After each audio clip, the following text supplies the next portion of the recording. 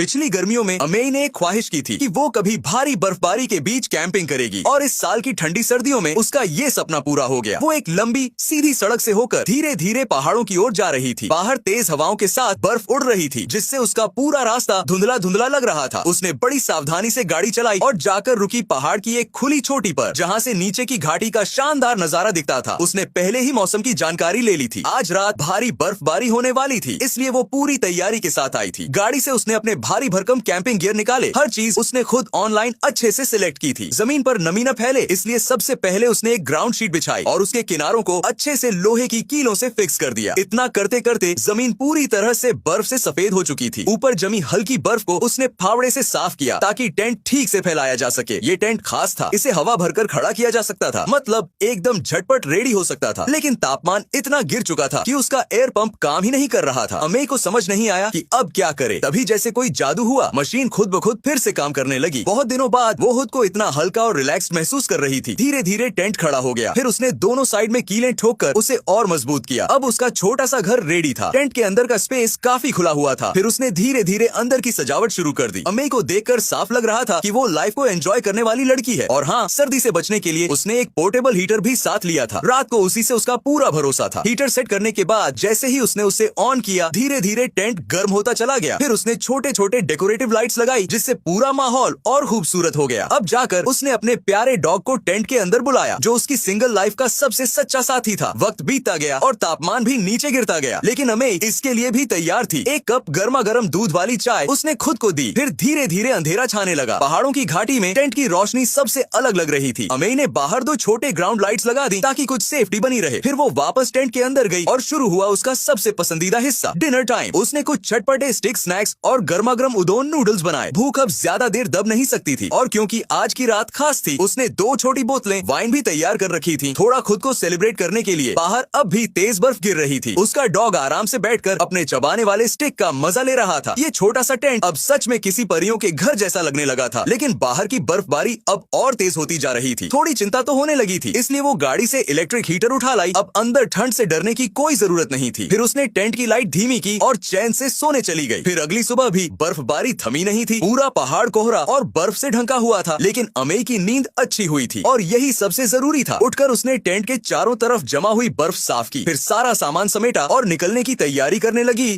किसी लड़की को इतना कमाल करते कभी नहीं देखा था। अजन ने अपने घर के पीछे सिर्फ अपने दम पर 3 मीटर गहरा गड्ढा खोद दिया और उसे एक परफेक्ट एंड ऑफ डेज, यानी दुनिया के खत्म होने जैसे हालात के लिए सीक्रेट शेल्टर बना डाला। स्टील की रॉड और कंक्रीट से इतना मजबूत ढांचा बनाया कि अंदर पानी और बिजली का पूरा सेटअप था। चाहे तूफान आए